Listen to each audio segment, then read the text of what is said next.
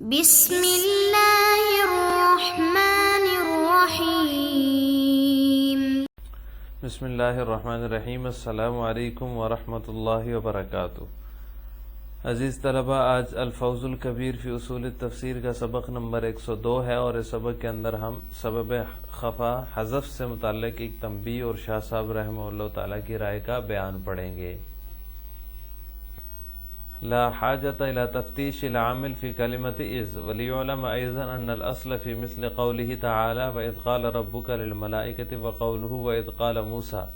أن تكون كلمة إذ ظرفا لفعل من الأفعال، ولكنها نقلت ها هنا إلى التخفيف والتهويل كمثل الذي يذكر المواضع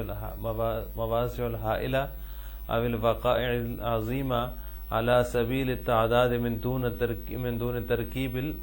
تركيب للجمل ومن غير وقوع الكلمات في حيز الإعراب، بل المقصود ذكرها بأعينها حتى ترتسم صورتها في ذهن المخاطب ويستول الخوف منها على قلبه، فالتحقيق أنه لا يلزم في أمثال هذه المواضع تفتيش العامل، والله أعلم۔ اس کا ترجمہ یہ ہے، اور یہ بھی جاننا چاہیے کہ وَإِذْ قَالَ رَبُّكَ لِلْمَلَائِكَةِ، اور اسی طرح وَإِذْ قَالَ مُوسَى جیسی آیتوں میں اصل یہ ہے کہ اذ کسی فعل کا ظرف ہو۔ ان الاصل، اصل یہ ہے کہ فعل اذ کسی فعل کا ظرف ہو، لیکن یہاں تحویل و تخفیف کے معنی کے لیے نقل کر لیا گیا ہے، نقلت ہا ہونا الی التخفیف والتحویل۔ تو اس کی مثال ایسی ہے جیسا کہ کوئی شخص ڈراؤنی جگہوں پر، مواضع الحائلہ ڈراؤنی جگہوں پر اور خوفناک لڑائیوں کا یا واقعات کا تذکرہ یہ شمار کے طریقے پر کرے، علی سبیل التعداد من دون ترکیب للجمل، جملے کی ترکیب اور اس کے محل اعراب میں ہونے کے بغیر، من غیر وقوع الکلمات فی حیز الاعراب، اعراب محل اعراب میں ہونے کے بغیر، بل المقصود ذکرها بأعینها، بلکہ ان کے تذکرے کا مقصد یہ ہوتا ہے کہ ان کا نقشہ مخاطب کے ذہن میں نقش ہو جائے، وَيَسْتَوَلَّ الْخَوْفُ مِنْهَا عَلَى قَلْبِهِ، اور اس حادثے کا خوف اس کے دل و دماغ پر حاوی ہو جائے، فالتحقیق، لہذا تحقیق یہ ہے کہ انہ لا یلزم فی امثال هذه المواضع، اس جیسے مواقع پر عامل کی جستجو ضروری، عامل کی تفتیش ضروری نہیں ہے، واللہ اعلم۔ تو یہاں سے مصنف رحمہ اللہ تعالیٰ اس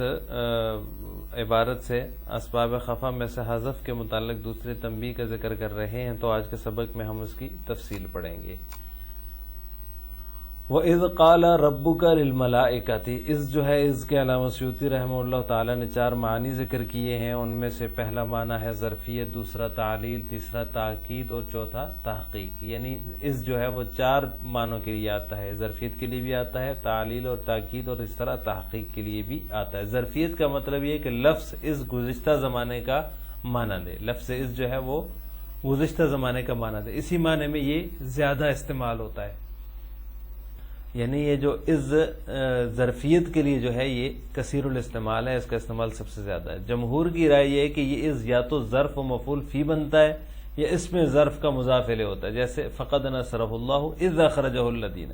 اور اسی طرح بعد اذ ہدیتنا، اور اس طرح یومئذ تحدث وانتم حینئذ تنظرون۔ لیکن بعض کی رائے یہ ہے کہ اذ مفعول بہ ہوتا ہے، جیسے کہ وَاذْكُرُوا اذ كُنتم قلیلا، یہ اس میں اذ جو ہے یہ مفعول بہ ہے۔ اسی طرح قصص اور واقعات کی شروع میں جو ہوتا ہے، جیسے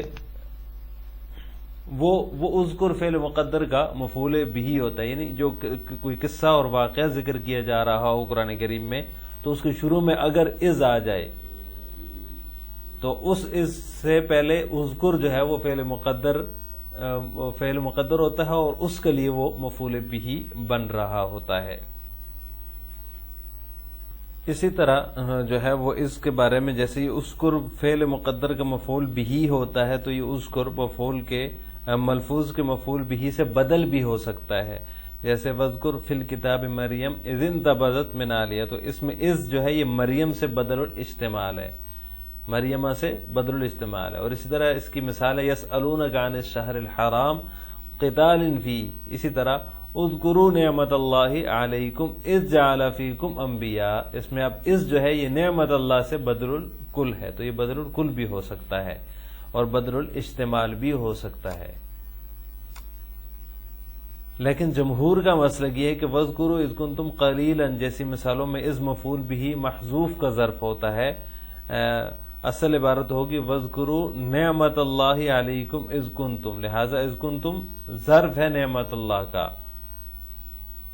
لہذا اذ کنتم جو ہوگا یہ ظرف ہوگا نعمت اللہ کا. اور وذکر فی الکتاب مریم جیسی مثالوں میں مفعول کے مضاف محذوف کا ظرف ہوتا ہے، تو اصل عبارت وذکر فی الکتاب قصۃ مریم ہے، لہذا اذ انتبذت قصے کا ظرف ہے، اور اس کی جو ہے وہ تائید ہوتی ہے وذکروا نعمت اللہ علیکم اذ کنتم اعداء اس آیت سے. تو لہذا جمہور کا مسلک یہی ہے کہ جمہور اسے ظرف ہی بناتے ہیں، چاہے وہ کوئی سا بھی ظرف ہو، اور باقی حضرات نے اس کو جو ہے وہ بدل الاستعمال، بدل الکل اور دیگر چیزوں کے لیے مراد لیا. لیکن جمہور کے نزدیک اس جو ہے وہ ظرف کے لیے ہی آتا ہے، جہاں کہیں بھی ہوگا یہ ظرف کے لیے آئے گا. شاہ صاحب رحمہ اللہ تعالیٰ کی رائے یہاں پہ تھوڑی سی الگ ہے. وہ فرماتے ہیں اصول و ضوابط کی بات تو اپنی جگہ ہے، اس میں کوئی شک نہیں کہ قصص کے اور واقعات کے شروع میں اس ظرفیہ ہی آتا ہے جس کے لیے فعل عامل کی ضرورت ہوتی ہے. لیکن قرآن کریم میں چونکہ تحویل اور تخفیف کے لیے استعمال کیا گیا ہے، یعنی ڈرانے کے لیے، اور ظرفیت جو ہے وہ معنی معتبر نہیں ہے، ظرفیت معتبر نہیں ہے، لہذا عامل کی ضرورت نہیں رہی. تو کیونکہ ان واقعات کا مقصد جو ہوتا ہے، قرآن کریم جو ان واقعات کا تذکرہ کرتا ہے اور ان کا جو ہے وہ ذکر کرتا ہے، تو قرآن کا مقصد وہ اللہ تعالیٰ کی گرفت کے خوفناک مناظر اور اس طرح احوال کے ذریعے جو ہے وہ لرزہ برندام کر دینے والے احوال کے ذریعے مخاطب کے دل و دماغ کو جھنجھوڑنا مقصد ہوتا ہے، اور قلب و نظر کے لیے مسحور کن عنایات اور نوازشات کے ذریعے انسان کو اللہ تعالیٰ کی طرف مائل اور متوجہ کرنا. یعنی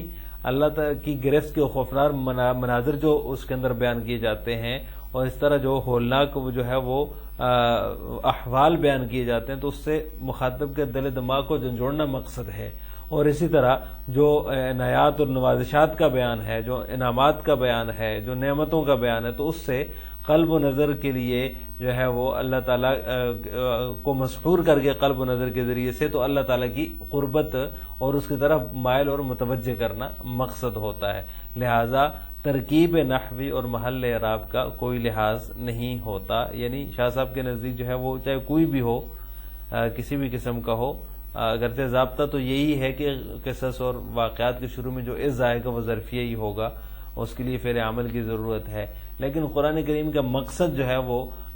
صرف محل اعراب بیان کرنا یا صرف و نحو کے قواعد بیان کرنا نہیں ہے، بلکہ قرآن کریم کا جو مقصد ہے وہ جو ہے وہ خوفناک مناظر اور ہولناک مناظر کے ذریعے جو ہے وہ مخاطب کے دل و دماغ کو جھنجھوڑنا ہے. اور اسی طرح جو نوازشات اور انعامات کا جو ایک سلسلہ ہے جو بیان کیا گیا قرآن کریم کے اندر، اس سے قلب و نظر کے لیے مسحور کن جو عنایات ہیں ان کے ذریعے انسان کو اللہ تعالیٰ کی طرف جو ہے وہ مائل اور متوجہ کرنا ہے. تو لہٰذا ترکیب نحوی اور محل اعراب کا کوئی لحاظ نہیں ہوتا، مطلب یہ کہ اس کی کوئی ضرورت اور اس کا کوئی مقصد نہیں ہے. آج کے سبق کا خلاصہ یہ ہوا کہ ہم نے اسباب خفا میں سے حذف کے متعلق دوسری تنبیہ اس کے معنی اور اس کی تفصیل پڑھی ہے. آخر میں آپ سے دو سوال ہیں. پہلا سوال یہ ہے کہ اس ظرفیہ سے متعلق شاہ صاحب رحمہ اللہ تعالیٰ کی رائے کیا ہے، اس کا اختصار کے ساتھ آپ نے کمنٹ باکس میں جواب دینا ہے. نمبر 2، علامہ سیوطی رحمہ اللہ تعالیٰ نے جو ہے وہ از کے کتنے معنی بیان کیے ہیں اور ان کے نزدیک از کے کتنے معنی ہے، اس کا جواب بھی آپ نے کمنٹ باکس میں دینا ہے. السلام علیکم ورحمۃ اللہ وبرکاتہ.